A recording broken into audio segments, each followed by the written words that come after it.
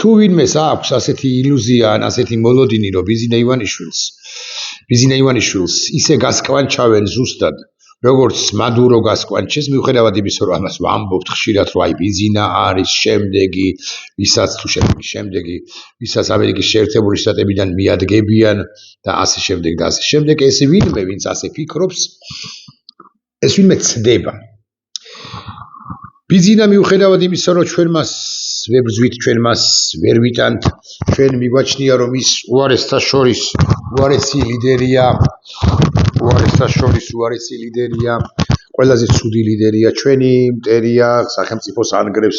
რა საკვირველია და ასე შემდეგ. ნიკოლას მადურო ჯერაც არაა. ან თუ გნებავთ ასე ვიტყვი, არაა და შესაძლოა მომავალში იქცეს, მაგრამ ამაშიც გულახდილად გეტყვით, ეჭვი მეპარება, მოკლედ მადურო ბიზინა ივანიშვილი არ გახდება, ჭკუა ეყოფა, მეთქი ამას ვიტყოდი, მაგრამ არც ისე მინდა გამომივიდეს, რომ თითქოს მადუროს ჭკუა არ ყოფნიდა. არა, მადუროც საკმაოდ გონიერი კაცი იყო, სხვა თუ არაფერი ამდენი ხნის განმავლობაში შეინარჩუნა მან ვენესუელაში საკუთარი მმართველობა და ბოლოს დაერხა ამ ზმნას ვიხმარ, ბიზინასაც დაერხევა, მაგრამ არა ამ ფორმით, ეს ხაზგასმით მინდა ვთქვა. გარდა ამისა, საქართველოს განსხვავებით ვენესუელისაგან ისეთი მიმზიდველი ან ისეთი მომხიბვლელი სახელმწიფო სულაც არ არის, მრავალ მიზეზთა გამო შეერთებული შტატებისათვის. თუ ვილაპარაკებთ ნავთობზე, საქართველოს არ აქვს ნავთობი, აქედან გამომდინარე ამ თეორიას მივყევით შეერთებული შტატების ინტერესის სფეროში ვერ მოექცევა, თუ ვისაუბრებთ ნარკოკარტელებზე საქართველოში, მიუხედავად იმისა, რომ ცხადია ჩვენ გვაქვს საფუძვლიანი ეჭვი იმასთან დაკავშირებით, რომ ეს პრინციპში ნარკოტრეფიკის ქვეყანაც არის, ასეთი ღია ნარკოტრეფიკის ქვეყანა გაგიკვირდებათ და ბიზინა ივანიშვილის მიერ შექმნილი ქვეყანაც არ არის. კი, ბიზინა ივანიშვილს და ისევე როგორც ყველა დიქტატორს ახასიათებს კრიმინალთან ალიანსი, გარდაუვალია მისი კრიმინალთან ალიანსი, გარიგებები მაფიოზური და ასე შემდეგ, მაგრამ სად ბიზინა ივანიშვილი პატარა პაწკუა და სად მასთან შედარებით უზარმაზარი ან დიდი, თუ გნებავთ ასე ვიტყვი, მადურო, რომელიც აკონტროლებდა როგორც ნარკოკარტელებს, ისე აკონტროლებდა იმ ნავთობს, რომელიც უზარმაზარი რაოდენობით ჰქონდა და აქვს ვენესუელას და აგრეთვე იმ სასარგებლო წიაღისეულს, რომელზე საუბარიც ასოდენ პოპულარული გახდა ბოლო პერიოდში მსოფლიოში, განსაკუთრებით ტრამპის ხელისუფლებაში მოსვლის ავალურ კაბინეტში დაბრუნების შემდეგ და რომელიც ვენესუელას ისევე როგორც ბევრ კი არა, რამდენიმე სხვა სახელმწიფოს უხვად აქვს. საქართველოს არც ნარკოტრეფიკის ესოდენ სერიოზული ქვეყანა, მიუხედავად იმისა, რომ ეჭვი იმასთან დაკავშირებით, რომ აქ ნარკო გადაზიდვები ხდება, ჩვენ გვაქვს, ამის მიუხედავად არ აქვს საქართველოს ნავთობის საერთოდ პრაქტიკულად არ აქვს და ასევე სასარგებლო წიაღისეულიც. ამიტომ ფოკუსში ასე კონკრეტულად ბიზინა ივანიშვილი, კონკრეტულად ვაშინგტონიდან არ მოხვდება მეთქი, ასე ვიტყვი. თუმცა არსებობს ერთი ამბავი, რომელიც ფრიად საინტერესოა. ეს ამბავი, რაზეც ახლა გიამბობთ, ერთი ფაქტორი. ეს ფაქტორი მაინც და მაინც არ იქნება იმის საფუძველი, რომ ბიზინა ივანიშვილი გასკვანჩონ მადუროსავით, აქვე გეტყვით. მაგრამ საინტერესო ამბავი კი არის და თუ ამერიკის შეერთებულ შტატებში ამ ხაზზეც გავლენ, ამაზეც ილაპარაკებენ, ამ ეჭვსაც აიღებენ, ვინც ის და ბიზინა ივანიშვილის მიმართ ინტერესი კიდე უფრო სერიოზული იყოს ამერიკის შეერთებული შტატებიდან და არა კვლავ ვიმეორებ, მის წინააღმდეგ რაღაც სპეცოპერაციას არ ჩაატარებენ და ნიუ-იორკში არ გადააფრენენ თბილისიდან, ხო, ან შავ ზღვაზე არ შემოვა რომელიმე დიდი გემი და იქ არ დასვავენ და მე არ წაიყვნენ ევროპაში და მე უკვე ნიუ-იორკში, მაგრამ ბიზინა ივანიშვილს დიდი დღე რო არ უწერია იმ შემთხვევაში, რაზეც ახლა გავამახვილე ყურადღებას, ახლავე მოგახსენებს, რასაც გულისხმობ, ეს ფაქტია. ეს არის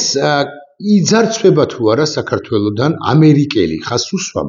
ამერიკელი და არა ევროპელი პენსიონერი იმ კონცენტრებიდან, რომლებიც საქართველოსშია. შექმნილი, ეს ჯერჯერობით არავის უთქვამს, ჯერჯერობით სულ ფოკუსირება ხდება იმაზე, რომ იზარცება შვედი, ნორვეგიელი, შვეიცარიელი, გერმანელი თუ ფრანგი თუ ესპანელი თუ ფინელი პენსიონერი, ანუ კოლცენტრები, რომლებიც ყოველ კუთხეშია, მეთქი ასე ვიტყვი, კოლცენტრები ბძარცვავენ სწორედაც რომ ევროპელებს და არა ამერიკელებს, მაგრამ თუ გაჩნდა ინფორმაცია იმის თაობაზე და მე ეს დადასტურდა, რომ საქართველოში არსებული კოლცენტრები ძარცვავენ ამერიკელ და ევროპელებთან შედარებით გარკვეულწილად უფრო მდიდარ პენსიონერებს, ამ შემთხვევაში იქნება და ვაშინგტონმა, თეთრმა სახლმა ბიზინა ივანიშვილთან დაკავშირებითაც მიიღოს უფრო მკვეთრი გადაწყვეტილება. გულახდილად გეტყვით, მე არ მგონია, რომ ეს ინფორმაცია გაჩნდება, მიუხედავად იმისა, რომ კოლცენტრები მართლა ყოველ კუთხეშია. ეს კოლცენტრები, როგორც ვიცი მე, მუშაობენ სწორედაც რომ ევროპელ პენსიონერებზეო, ასე რომ ამბობენ სტერეოტიპულად და მე მგონია, რომ უფრო ევროპელებს ვიცი. უფრო ევროპელებზე არიან ისინი ფოკუსირებულები. კიდევ ერთი ამბავია, გასაკვირველია, ეს არის ჩვენს მიერ უკვე ბევრჯერ ხსენებული ქიმიური იარაღის გამოყენების ამბავი, მაგრამ ესეც ერთგვარად გრძელვადიანი პერსპექტივაა. ჯერ ერთი დამტკიცება უნდა, ოღონდ მართლა უნდა, მიუხედავად იმისა, რომ მე ხშირად პერსონალურად მტკიცებით ფორმაში ვამბობ იმას, რომ ქიმიური იარაღი იყო გამოყენებული გასული წლის, კი არა 2024 წლის ნოემბრის მიწურულს და დეკემბრის დასაწყისში, ამერიკის შეერთებული შტატები და ზოგადად დასავლეთის სტანდარტი ცოტა სხვაგვარია, იქ სჭირდებათ მეტი და მეტი მტკიცებულება და ბიზინა ივანიშვილი თუ არ ითანამშრომლებს, რეჟიმი თუ არ ითანამშრომლებს დასავლეთის და განსაკუთრებით ევროპის, მაგრამ შესაძლოა ამერიკის საგამოძიებო და კვლევით ამგვარ ორგანიზაციებთან, მაგალითად ქიმიური იარაღის გავრცელებლობის ორგანიზაციასთან, ეჭვს კი აიღებენ, მაგრამ ეს ჯერაც არ იქნება ძახილის ნიშან დასმული წინადადება. ეს არის ერთი ნაწილი, ისიც თქმაც მინდოდა, მაგრამ მეორე ნაწილი არის ის, რომ მე კი მინდა დავამშვიდო ბიზინა ივანიშვილი და ვთქვა, რომ არავითარ შემთხვევაში მას არავინ მიადგება და ესე არ აწაპნავენ თუ არ გასკვანჩავენ და არ გადაიყვანენ ამერიკის შეერთებული შტატების რომელიმე იზოლატორში, საპატიმროში, ციხეში, მაგრამ მეორეა თავად ბიზინა ივანიშვილი ნერვიულობს თუ არა, აღელდა თუ არა იმისა და გამო, რომ მადუროს უკნა ამერიკის შეერთებულმა შტატებმა ის, რაც უკნა მადუროსაგან განსხვავებით ბიზინა ივანიშვილი, მადურო ხო უკანონო ხელისუფალი იყო, რასაკვირველია. მაგრამ ბიზინა ივანიშვილი თუ მართებული სიტყვა ორჯერ უკანონო ხელისუფალი გამოდის და არ არის რა ის ოფიციალურ თანამდებობაზე. აი ბიზინა ივანიშვილი რომ იყოს პრემიერი, მსგავსად პრეზიდენტი, მსგავსად მადუროს იმას ექნებოდა ბჭყალებში გამამართლებელი და სათქმელი იქნებოდა, რომ იცით რა არის, აი შეერთებულმა შტატებმა მე მომიწყო სახელმწიფო გადატრიალება, რეჟიმ ჩეინჯი მოახდინა ჩემს ქვეყანაში, მე კანონიერი პრეზიდენტი თუ პრემიერ-მინისტრი თუ ხელისუფალი, მე გამანეიტრალა, მე ამიყვანა, მე ჩემს წინააღმდეგ გადატრიალება მოვაწყო ჩემი ხელისუფლების წინააღმდეგ. მადურო ასე ამბობდა და ასე ამბობს რეალურად ის ხელისუფლების ის ნაწილი, რომელიც გადარჩა და რომელიც ჯერჯერობით აყვანილი არ არის. ჯერჯერობით მე ამას ხაზგასმით ვამბობ, იმიტომ რომ თუ მათ ფეხები გაფარჩხეს და წინააღმდება გაუწიეს ამერიკის შეერთებულ შტატებს, დაახლოებით იგივე ბედი ელის ბევრ მათგანს და ბედიც ხვდა წილად სწორედაც რომ ნიკოლას მადუროს და მის მეუღლის. მაგრამ ეს კიდე სალკე თემაა. მოკლედ ბიზინა ივანიშვილი კიდევ არის დღეში ამერიკი ამის თქმა მინდა, იმიტომ რომ ის ფორმალური თვალსაზრისით მისეული გაგებითაც კი, მისეული წარმოდგენითაც, მისეული აღქმითაც კი, ის არ არის საქართველოს ხელისუფალი და რეალურად კი ძალაუფლების კვერთხის ფლობელია. ამერიკის შეერთებულ შტატებს ან კოლექტიურ დასავლეთს ყოველთვის ექნება სათქმელი, რომ შენ როგორც სახელმწიფო პირი, ისე კი არ გაგანეიტრალეთ, იმიტომ რომ ის არც არის სახელმწიფო პირი, არამედ საერთოდაც შენ ხარ აბსოლუტურად უკანონო პირი, რომელიც მართავს ქვეყანას და შესაბამისად ის რაც შეიძლება ხდეს, კი არა, რაც შეიძლება დაგემართოს, განხორციელებული იქნება შენს წინააღმდეგ, როგორც არაფორმალი მმართველის მიმართ. სხვადასხვა ნიკოლას მადუროსთან მიმართებაშიც პრინციპში ეს ჩარჩო არის გამოყენებული. დასავლეთი ამბობს, რომ ნიკოლას მადურომ გააყალბა არჩევნები, ნიკოლას მადურო იყო უკანონო მმართველი, ნიკოლას მადურო ფლობდა ძალაუფლების კვერთხს, მაგრამ მას არც არავინ არ ცნობდა და აქედან გამომდინარეც დამატებით ჩვენ მას დასავლეთმა შეერთებულმა შტატებმა კონკრეტულად შეერთებულმა გამოუცხადეთ ბრძოლა და დავამარცხეთ. კიდევ ერთი ამბავი ნიკოლას მადურო და როგორც პოლიტიკოსი ისე კი არ არის დაჭერილი, ეს ხო ცუდი ამბავი იქნებოდა, არამედ ნიკოლას მადურო დაჭერილია როგორც სისხლის სამართლის დამნაშავე, რომელსაც თუ არ ცდები და თუ არ ბეშლება და არ ბეშლება, რასაკვირველია 4 ბრალდება წაუყენეს და 4-ვე იქნება უკვე წაუყენეს და 4-ვე იქნება ერთმანეთზე მძიმე განაჩენის თვალსაზრისით. თუ არ ცდები 3-ში თუ 4-ვეში აქ უკვე შესაძლოა ვცდები 4-ვეში მას სასჯელის უმაღლესი ზომა სიკვდილი დასჯა არა, სამუდამო პატიმრობა ელის ნებისმიერი დამტკიცების შემთხვევაში და თუ 4-ვე დაუმტკიცდება, მით უფრო დაუმტკიცდება რასაკვირველია, ოღონდ როგორც კრიმინალს, როგორც დარკო კარტელების ხელმძღვანელს, როგორც ამერიკის შეერთებული შტატების წინააღმდეგ წასულ პირს, რომელიც რაღაც იქ ფიგურირებს სიტყვები კი არა ახსენებულია სიტყვები ტყვია მფრქვევები და ასე შემდეგ და ასე შემდეგ. მოკლედ პირს, რომელიც ამერიკის შეერთებულ შტატებს და გლობალურ უსაფრთხოებას უქმნიდა საფრთხეს და არა მხოლოდ გლობალურ უსაფრთხოებას, არამედ ვენესუელის ხალხსაც. დიახ, იმ შემთხვევაშიც კი თუ ახლა ვინმე ჩაატარებს გამეკვლევას და იტყვის, რომ აი, იცით რა არის, მადუროს ვენესუელაში უჭერს მხარს პირობითად მოსახლეობის 50-ზე მეტი პროცენტი, 51, ის მადურო მაინც გამოდის და არის ვენესუელის საზოგადოების აწყოსი, წარსულის ვენესუელის აწყოსი და მომავლის მტერი, იმიტომ რომ გაგიკვირდებათ და twin გამორეცხილი ვენესუელელები, რომლებიც მადუროს პროპაგანდით იყვნენ ასეთი და ასე შებორკილნი, ასე დაბოლებულნი, ასე ვიტყვი, პროპაგანდამ დააბოლა ისინი სულაც არ ფიქრობენ ვენესუელის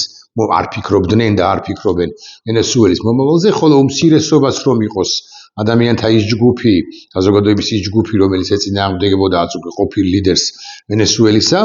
მაგალითად იყოს 40%, 30, თუნდაც 10%, თუნდაც 5%, ის 5% წარმოადგენს გაგიკვირდებათ და არადაბოლებული, არანაცრისფერი ვენესუელელები წარმოადგენენ ვენესუელაზე დაფიქრებულ და ვენესუელის პატრიოტ საზოგადოებას გაგიკვირდებათ და ამიტომ პროამერიკამ რაც ჩაიდინა,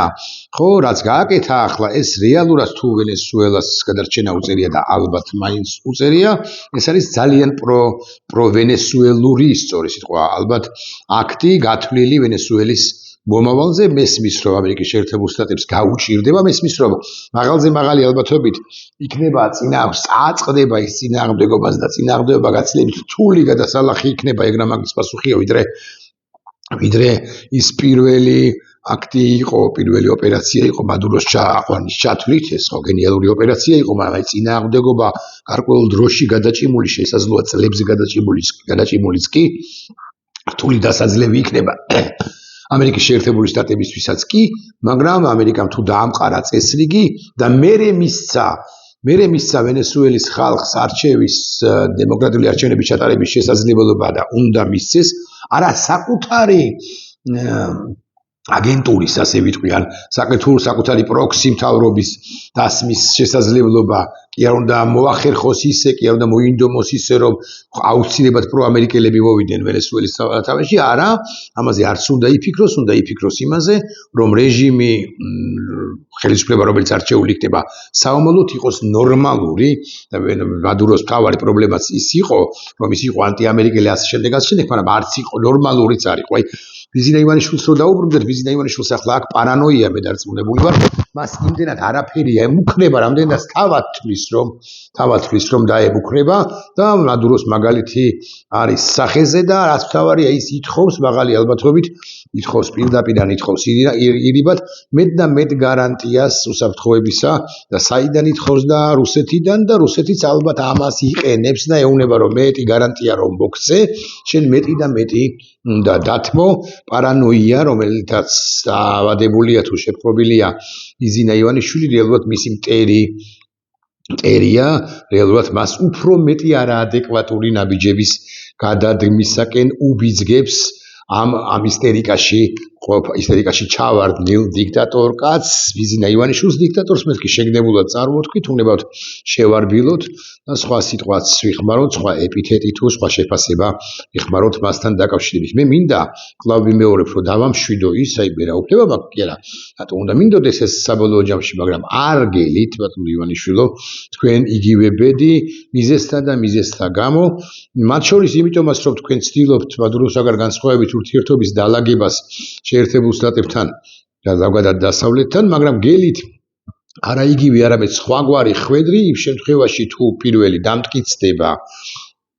სახლის ნიშანი დაესწრება იმას, რომ ქიმიური იარაღი გამოიყენა თქვენმა კობახიძემ და თქვენ ამთავითვე უნდა ეცადოთ, რომ მისგან დისტანცირდეთ და ის გააწიროთ და მას დააბრალდეს ეს ყველაფერი და მეორე იმ შემთხვევაში თუ აღმოჩნდება, რომ თქვენი ესე იგი საქართველოს ნარკოკარტელების ქვეყანა არ არის, მაგრამ ეს თქვენს მიერ შექმნილი ან თქვენი მფარველობის დროს შექმნილი კოლ-ცენტრები, მათ შორის ამერიკელ პენსიონერებსაც ზარცვავენ, არა ფრანგებს თუ ზარცვავენ, ფრანგები აქ სპეცოპერაციას ვერ ჩაგიტარებენ, გერმანელებს თუ ზარცვავენ, გერმანელებიც ვერ ჩაატარებენ სპეცოპერაციას, მაგრამ თუ ამერიკელებს ზარცვავენ, ტრამპი ისეთი არაორდინალური პირია, რომ სპეცოპერაცია არა მაინც და მაინც აბასთუმნის დაბომბვის ან აბასთუმნიდან თქვენი აწაპნა, გასკვანჩვისა, მაგრამ სხვაგვარი სპეცოპერაცია შეიძლება ჩატარდეს გაგიკვირდებათ და წინააღმდეგ. მაგრამ ეს არ ნიშნავს იმას, რომ ამერიკის შეერთებული შტატები არ იქნება რომელიღაც ეტაპზე ყურადღებას არ მოეაქცევს საქართველოს, განსაკუთრებით იმ შემთხვევაში, თუ ამერიკის შეერთებულ შტატებში კიდევ უფრო სერიოზულად დამტკიცდება ამბავი იმისა, რომ საქართველო თანამშრომლობს ირანთან და რუსეთთან და რუსეთს ხელს უწყობს რუსეთისთვის სასარგებლო სანქცირებული ტვირთის შეტანაში ეს ერთი კვლავ ვიმეორებ, ეს არ ნიშნავს, რომ სპეცოპერაცია ჩატარდება აბასთუმანში, მაგრამ ეს ნიშნავს იმას, რომ მეტი და მეტი რეგულაციები და სანქციები წამოვა კონკრეტულად ივანიშვილის წინააღმდეგ, ეს ერთი და მეორე იმ შემთხვევაში კი არა დამატებით იმ შემთხვევაში მიაქცევს ყურადღებას შეერთებული შტატები საქართველოს, თუ დამტკიცდება, რომ საქართველო მაგალითად ირანს, რომელიც რიგშია აშკარად ირანს ეხმარება და რუსულ სამხედრო ტვირთებს ატარებს საჰაერო სივრცის, საქართველო აძლევს საჰაერო სივრცეს რუსეთს, რისი თაობაზეც ინფორმაცია გაჩნდა მოგეხსენებათ და მეც მქონდა ვიდეობლოგი გუშინ. მოკლედ ბიზინა გადარჩება, ასე უნდა ვთქვა, მაგრამ გადარჩება არ გასკვანჩავენ ამ თვალსაზრისით და საბოლოოდ ბიზნესს რომ დიდი დღე არ უწერია, ესეც ფაქტია, იმიტომ რომ მან პრინციპში გადადგა ის ნაბიჯები, რომლებიც შტატებისათვის, დასავლეთისათვის ზოგადად მიუღებელია. ნახვამდის.